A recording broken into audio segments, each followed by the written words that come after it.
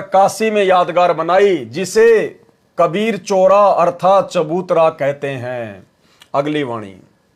गरीब जिंदा जोगी जगत गुरु मालिक मुर्शद पीर, मारा भलका भेद से लगे ज्ञान के तीर। सरलार्थ, जिंदा बाबा रूप में मुझे सतगुरु मिले थे। अब देखो भाई और बहनों, बार बार आदरणीय गरीबदास जी महाराज जी एक ही बात पर जोर दे रहे हैं कि मुझे जो सतगुरु मिला था जिंदा बाबा के रूप में, वो स्वयं ही कबीर परमात्मा था, वो स्वयं ही कुल का मालिक था। अब ये बात गरीबदास जी एक बार भी तो बोल सकते हैं, फिर बार बार वाणियों में क्यों बोल रहे हैं, बार बार इसी बात का जिक्र क्यों कर रहे हैं कि मुझे जिंदा बाबा रूप में मुझे सतगुरु मिले थे, वे कुल के मालिक हैं।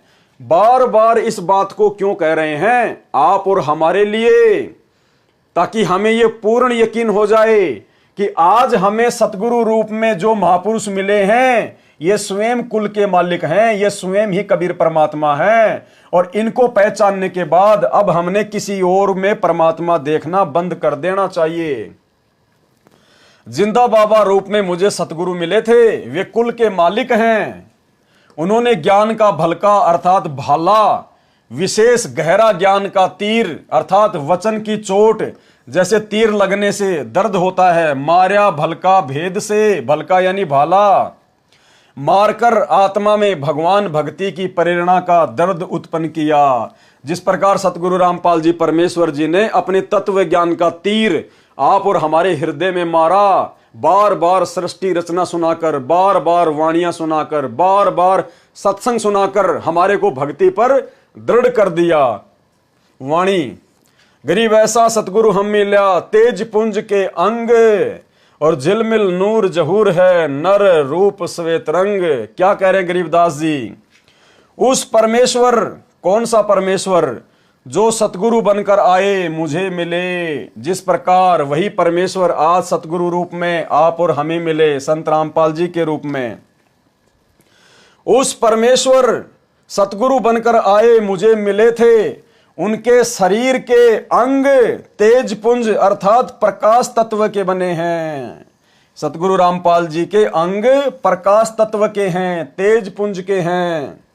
उस परमेश्वर का आकार नर यानी मनुष्य जैसा है और श्वेत यानी सफेद प्रकाश से झिलमिल करता है, जिसका बहुत अच्छा नजारा है। यानी गरीबदास जी ने सतलोक में जो देखा वो बता रहे हैं कि परमेश्वर का, सतगुरु रामपाल जी का, इस जिंदा बाबा का सतलोक में इतना तेजोमय रूप है।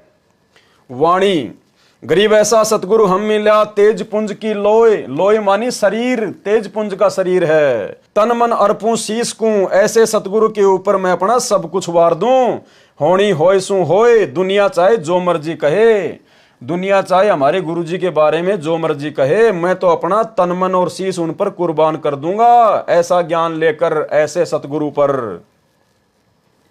सरलार्थ किया है, जिस सतगुरु का शरीर प्रकाश पुंज का है, उनके लिए मैं अपना तन तथा मन न्योछावर कर दूं। जो हानि होगी वह हो जाएगी, कि देखा जाएगा, जो होगा सो होगा। हम तो परमात्मा की भक्ति करेंगे और मर्यादा निभाएंगे, और मर्यादा निभाने में जो भी संघर्ष करना पड़ेगा हम तो करेंगे। फिर देखा जाएगा, जो होगा सो होगा, जो होनी होय सो होए।